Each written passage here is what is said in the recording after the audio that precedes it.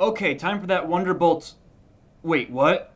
Oh, right. Scootaloo. Sound like she hasn't had a. Wait a minute. Scootaloo? She finally has an episode?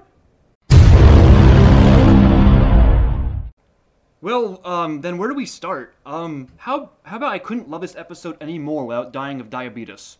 Okay, let's start with why a Scootaloo episode is sort of a big deal. The obvious is that she's probably one of the most reoccurring characters who has yet to have an episode devoted to them at all, with maybe the exception of Celestia. Also, as I've learned and shared from last BronyCon, Lauren had some ideas for several Scootaloo episodes which before today had yet to come to fruition in any form, whether from her or anyone else on the team. As such, fans have created several fanon personalities for her and her relationship with Rainbow, with most leaning towards the concept of Scootalove, which is the existence of a caring sister relationship between Scoots and Dash despite their non-biological relation. I don't have the source on me, but I do remember Lauren saying somewhere along the lines that she never really pictured Dash making a good sister figure for Scoots, saying that Dash wasn't really mature enough or something to that effect, which is understandable for Dash. As such, previous episodes sort of avoided much interaction between Dash and Scoots outside of the occasional hero worship. And, as we also learned, that this is written, Jesus Christ, July 2011? That's before even the year anniversary of the show, when the fandom was only just spreading and getting much of any recognition from the show's creators. In short, there was a lot of anticipation for an episode like this. How would Scoots be developed? How would Dash respond? Well, we sure found out. Sleepless and Ponyville, written by Corey Powell, who I believe is a new writer.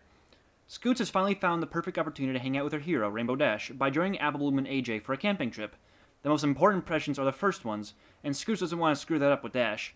As such, Scoots tries her best to exemplify a sense of fearlessness to impress Dash. This works so far as until her newfound fear of the dark starts to overcome her due to the scary stories Dash shared.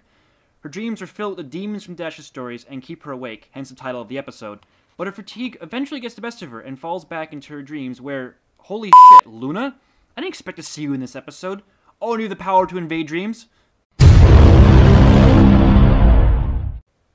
No, seriously, it's actually kind of cool. Luna goes on to explain to Scoots that the monsters in her dreams are all but an illusion. However, the real monsters will still remain when she wakes up. Upon waking up, Scoots is still gripped by those fears in the real world and decides to run from those fears until it almost kills her. Dash luckily has supersonic hearing and saves her. It is then that Scoots faces the real monster, and that monster is her fear of not impressing Dash, and more thematically, the fear of failure. Dash replies, rather in character, that she too was afraid of the same stories when she was Scoots' age, and is even willing to take Scoots under her wing, a very welcome sight by many fans, I'm sure. I am, at least. In my opinion, I still find this to be within Dash's character, despite what Lauren maybe had in mind. While she might not always like responsibilities, think about it. Dash is rather high-strung and has a fairly big ego. Imagine how proud she'd be if there was an individual who looked up to her. This is something I feel her ego would probably welcome with open arms, or wings in this case. As Dash also mentions, she sees some of herself in Scootaloo, and more significantly, both have personalities prone to self-doubt, if we look at Sonic Rainboom as evidence for Dash. Perhaps this is yet another reason why she's willing to take in Scoots. Absolutely great episode, in my opinion. However, I do have one nitpick. We've seen Dash exaggerated before, and Fluttershy as well. But this is the first time I was almost completely annoyed by Rarity, who, keep in mind, is one of my favorites. I mean, this is rather in character, I suppose. The cliche concept of the neat freak being thrown out of her element and as such has to over-prepare in order to achieve her level of comfort. I'm glad Sweetie Belle made a callback to Sister Hoove's social with the guilt card in this situation, but it kind of bit her in the butt. Rarity was such a slave driver. I mean, literally.